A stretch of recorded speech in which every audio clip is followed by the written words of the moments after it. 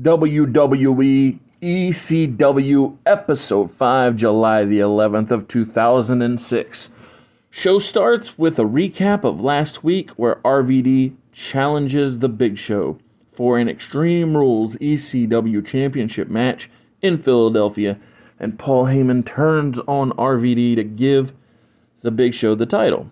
Let the Bodies Hit the Floor plays, and Joey Styles says, he welcomes us to the show and says Big Show will be defending the title tonight in an Extreme Rules match against Ric Flair. How does this make any sense? After that announcement, Paul Heyman comes out escorted by fake police in riot gear, and Paul blames the crowd for RVD not being champion. It's not really a good promo, but at least, I know the real reason RVD got suspended. WWE has used the "You People" promo way too many times. Paul finished strong, and I feel like that the beginning of the promo was what he needed to say, and the finish was very much him doing it his own way, or at least that's my interpretation. After the in-ring promo, Paul gets confronted in the back by Tommy Dreamer. Paul tells Tommy he'd love to talk, but Tommy has a match up next. Before going to break, they tease Sabu in action, and Raw's Candice Michelle will be joining Kelly for the Extreme Expose. After the break, Tommy is making his way out to the ring, taping up his hands, still wearing a dress shirt that he had on in the back when he was talking to Paul. Tommy's opponent is Test, and they recap Test's debut from last week. Test and Tommy are doing a very fast-paced and strong match. They go to the outside quick, and Test drives Dreamer into the ring post back first. When they get into the ring, Test is very dominant. Dreamer is great at being the sympathetic babyface. This is a very well-booked match. Both men fit perfectly in the roles they are supposed to be playing. Test is very powerful, a big bruiser. And Tommy is, valiant, homegrown hero. Test cheats to win, which is good. I like for bad guys to be nefarious. Another tease for the Extreme Expose. This time, Candice Michelle is in the back with Kelly and gets ridiculously close to her face. Back from the break, and Ariel, the tarot card reader, is finally with Kevin Thorne, the vampire character. I say finally due to the fact that I remembered them always being together, but it took 5 weeks for the two characters to be linked up on screen. Kelly and Candice, quote-unquote, dance, but mostly just rub up and down one another. When will this end? I already know how the segment will end because it's how every one of these segments ends, and that's with Mike Knox. Yep, here he is. He sure does it. The thing that is the most predictable thing that could ever happen. Mike Knox stops Kelly from so-called dancing. But what I mean is, when will this repeat segment stop? Sandman stops Knox from taking Kelly to the back, and Sandman canes Knox. Kelly and Candice leave anyway, so Knox stopping them, but also being stopped, didn't lead to them going back to what they were doing. I don't know, it's just overall a bad segment. But I guess the upside is they put two segments I didn't like together, which somehow equals a better presentation, because at least it's Sandman caning somebody and Kelly not really dancing in the same segment instead of having two things I wasn't a fan of happen separately. Up next is Sabu, only not really, because after the break, it's actually a CM Punk backstage promo. Okay, a descriptive promo more than anything else. He explains who he is, which, I don't know, it seems counterintuitive because to me, CM Punk already at this point in 2006 was quite known, whether it be from TNA or ROH, but Vince loves to believe that nobody watches wrestling that isn't his, so fine, I guess. Now Sabu comes out with a chair, and the referee takes it.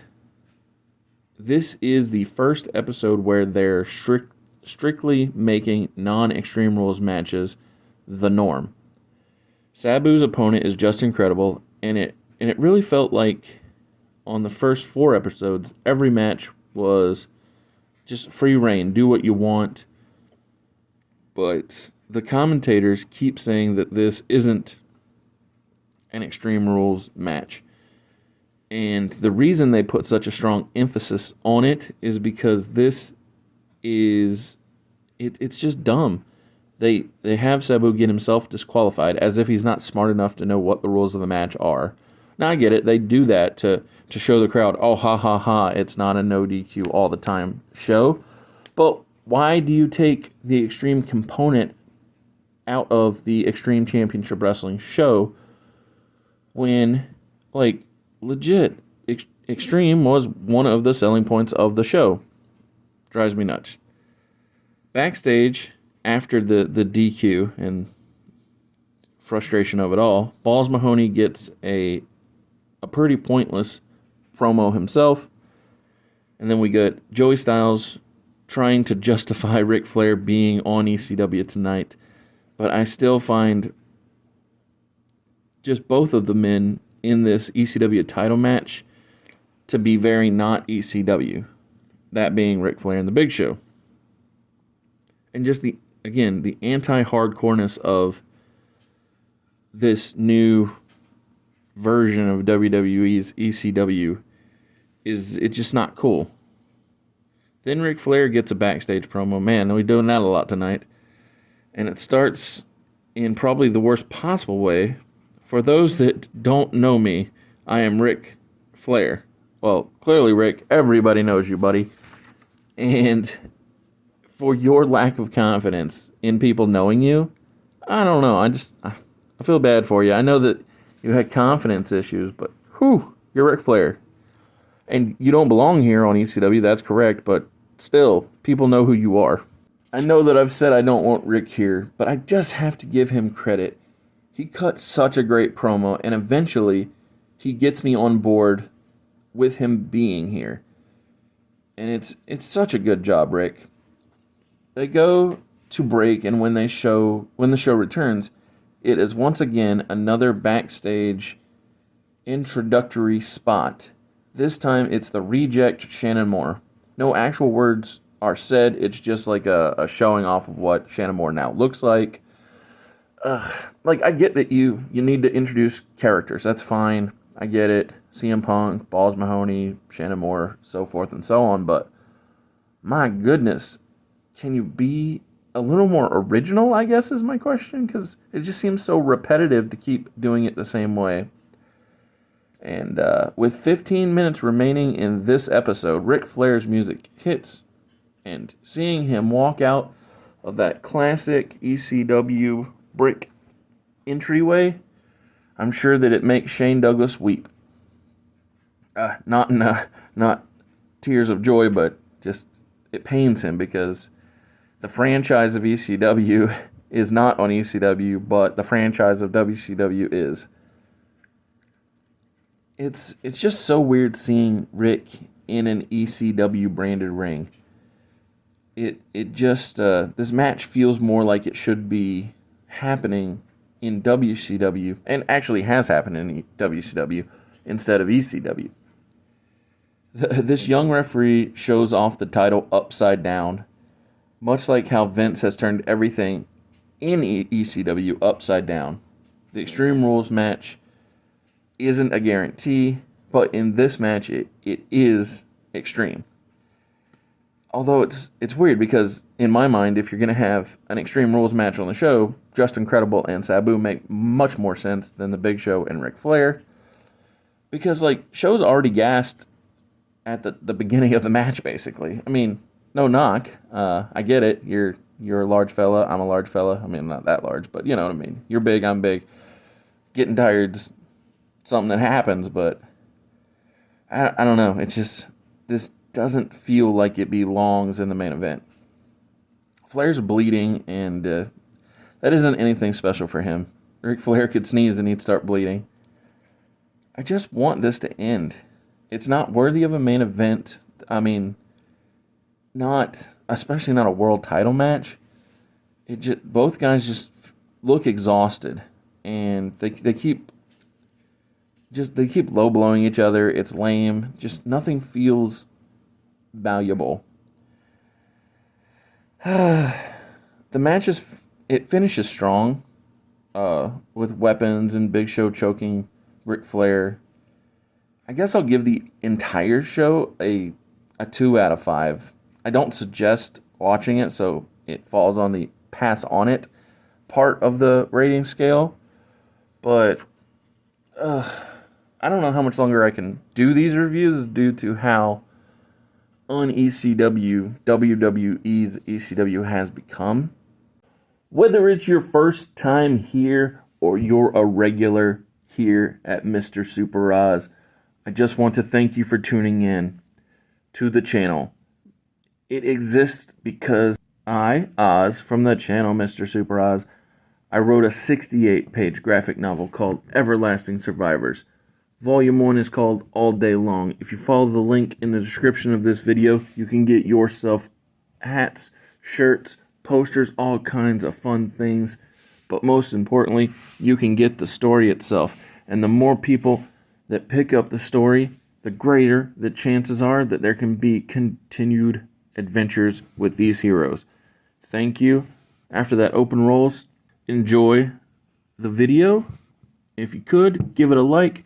Subscribe if you haven't already. Leave a comment. Enjoy.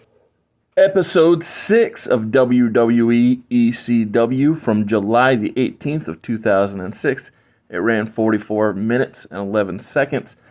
Bodies plays with Paul E. lying, saying the tribe of Extreme has risen again. But as was seen last week, Extreme has been stripped away from the matches, except for certain circumstances. And on the topic of stripped, the episode begins with Kelly. When will this end? It is clearly pointless. At least last week they added Candice Michelle. Not that it improved it, but it changed it. This one is a step backwards because it's just Kelly by herself, rubbing up and down her body. And, it's the same old same. Mike Knox stops her. Although I guess the progression or change this time is when Mike stops her, he drags her to the ring with him. Even Taz and Joey Styles are saying how that this is redundant, week after week of the same old same. Knox, when he brings Kelly to the ring, he cuts a promo, and he plays footage from last week when Sandman caned him in the head. And Knox says how Kelly is the cause of all this. I disagree, but hey, whatever. Mike tells Kelly she'll never take her clothes off in public again, as if she ever even has done this. She's gotten close, I guess, but not fully there, so it makes her whole character seem stupid. Mike puts Kelly in the corner and tells her to watch him as he faces the Sandman in an Extreme Rules match. Which is, probably for the best, because had this match had DQs, Sandman would probably just get disqualified like Sabu did last week. Or, before the ad read. The Sandman and Mike Knox, they're not known as great technicians. They are brawlers, so that's what they do. They fight. And I think they can actually do an entertaining job. Well, hopefully at least. Knox pulling Kelly into a cane shot was not only well shot, it also is an interesting progression of the angle. Not that I like the Kelly angle with Mike Knox, or Sandman for that matter, but at least it moves these two things forward. And with Sandman hitting Kelly, it's not the worst thing they've done. It's one of the very ECW-like things that they've done, so it's something. The first 10 minutes of the show, it was almost good. Good enough, at least. It doesn't quite justify all the things that I dislike, but Mike Knox beats the Sandman, and I didn't hate it. So that's something. Before the break, Joey promotes that they have a WrestleMania quality main event tonight when The Undertaker challenges The Big Show for the ECW title. Just like Flair, The Undertaker is a man who I feel does not belong on ECW. After the commercial break, we see Shannon Moore, the reject, and at least he isn't a humongous star like Flair and The Undertaker, so him being moved to the ECW show is more acceptable to me because he's not synonymous with WWE and especially WrestleMania like The Undertaker, or synonymous with WCW like Ric Flair is and The Undertaker is. Paulie dangerously with a bunch of security, fake cop guys, comes out, and my issue with this is one of his big excuses for turning on RVD and suspending him is that RVD was overworking himself by defending the ECW title on Raw and Saturday Night's Main Event and ECW and all over the place.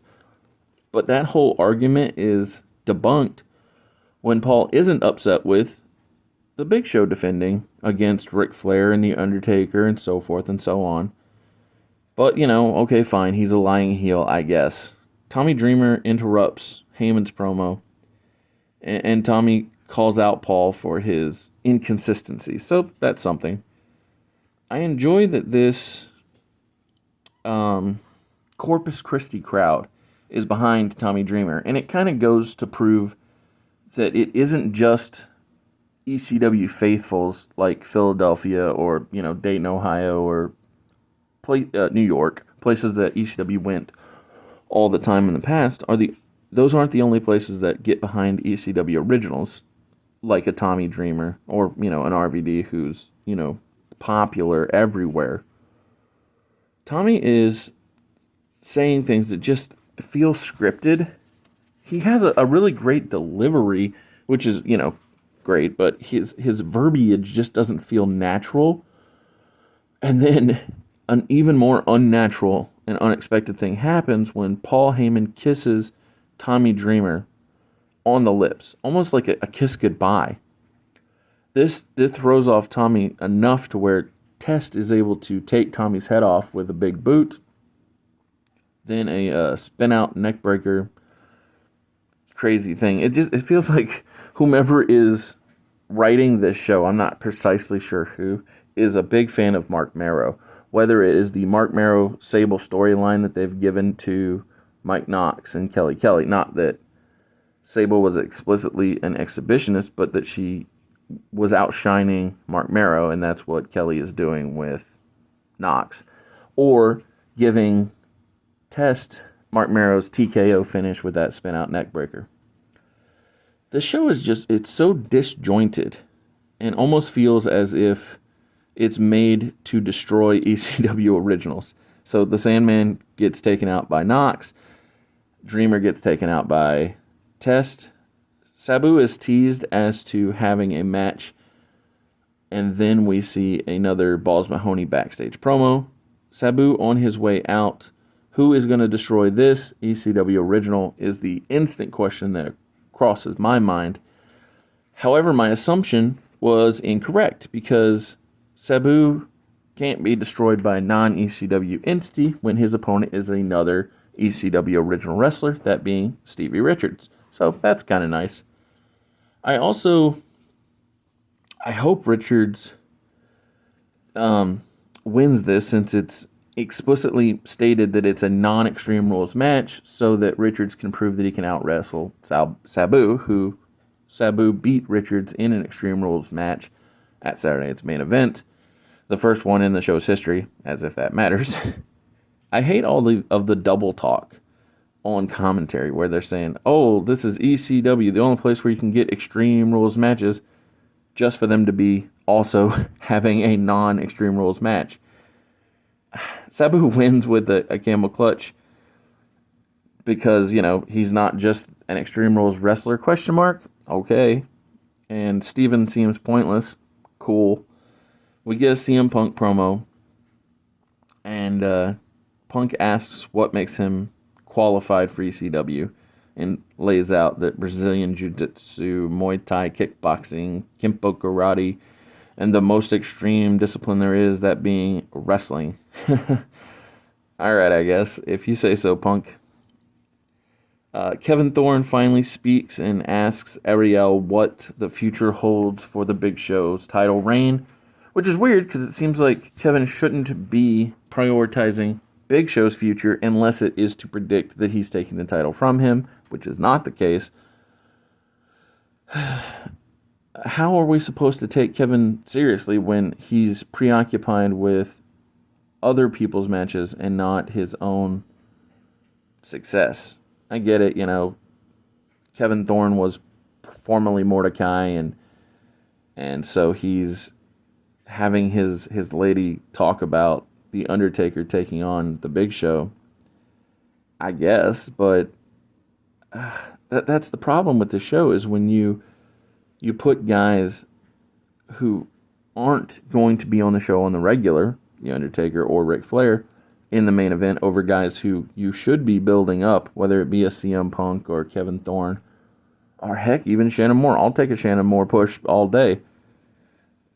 It makes them seem like they're less than, because they are in Vince McMahon's mind. When the Big Show comes out, he doesn't look like the dominant ECW champion that he ought to be, but he just looks sad. And I don't know. I'm not into this Big Show push. The show goes to break, and when it returns, we hear the familiar sound of The Undertaker's theme.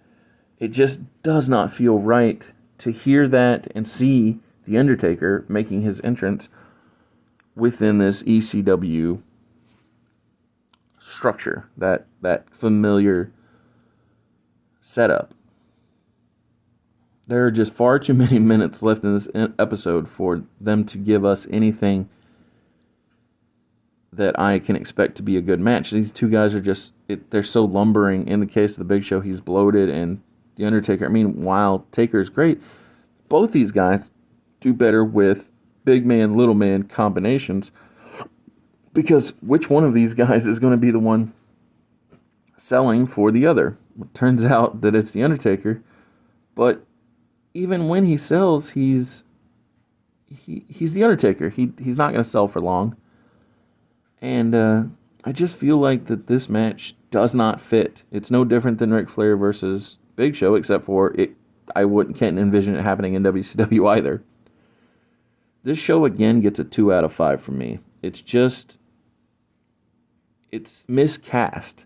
I think Vince believes putting guys like Flair and The Undertaker on ECW will give the ECW show some sort of boost, but to me, they feel out of place.